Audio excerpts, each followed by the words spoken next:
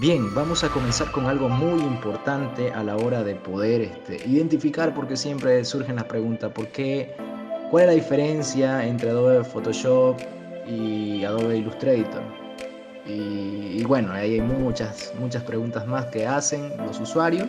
¿Y por qué no editar? ¿Por qué no? O sea, y hay mucho el por qué. ¿No? Ahora te voy a dar una pequeña diferencia de lo que se tratan estos programas. Estos tienen diferentes propósitos, ¿no?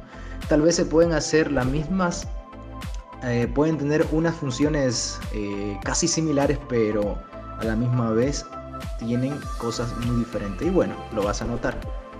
Vamos a ir con el número 1. Podemos ver que está dedicado para fotos e imágenes, ¿no? En este caso para retocar imágenes, para crear fotos, arreglar fotos y todo lo demás, ¿no? Sin embargo, Illustrator está para crear ilustraciones y logos, ¿no? ¿Qué quiere decir con esto? Es que está más dedicado para crear identidades, ¿no? Manual de identidades, ya sea para una empresa. Hay una gran diferencia. En el inciso 2, en Photoshop hay una diferencia entre píxeles y vector. Los píxeles, que es la unidad mínima de la imagen, ¿no? Y podemos ver, si observamos,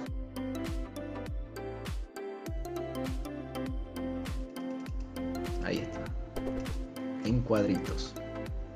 Y ahí podemos observar que Photoshop está constituido por píxeles. Ahora, sin embargo, nos vamos a ir a Illustrator y vamos a ver. Fíjense este dibujito tan bonito. Y vamos a ver cómo se está, si lo acercamos, cómo está constituido. Fíjense. Entonces, fíjense. El vector es una imagen generada, ¿no? Es una imagen generada por el computador o el ordenador que hace una trayectoria en 2D. Ahora, ¿cuál es la diferencia de eso, de 2D? ¿Por qué me estás hablando de esto? No. Creando un vector podemos trabajar en algún proyecto base para que nosotros podamos llevarnos a otros programas que generan 3D y bueno, poder hacer estas acciones, ¿no? En este caso, nuevamente repito, animaciones y para hacer algún objeto 3D. En el paso número 3 tenemos la capa. Fíjense, ¿por qué capas?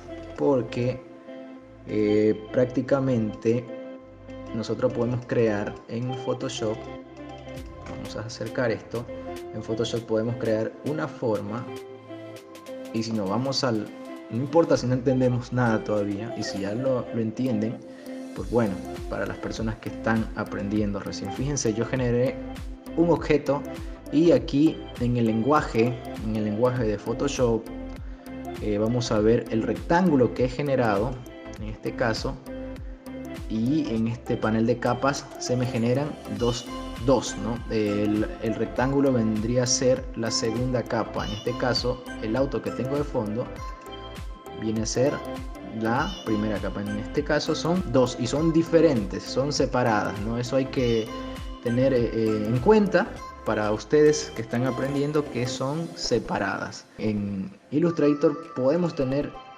objetos, ¿no? Miren, ahí estos cuadraditos o esta selección en cada lugar nos forman objetos. Y si nos vamos a capa, fíjense, si yo le doy seleccionar en esta parte de la cara, podemos ver que están seleccionando, o sea, los trazos o objetos que estamos formando, bueno, se transforma en una sola capa. En resumen, todo esto que vemos acá, todo vemos en el lienzo del Illustrator, lo vamos a ver aquí en una sola capa. Sin embargo, en Photoshop no, tenemos que hacer capas por diferentes objetos que vamos a crear, ¿no? En este caso el auto, y poner un sólido que es una segunda capa. En cambio, aquí en Illustrator podemos generar diferentes capas y muchos objetos o muchos trazos dentro de una capa.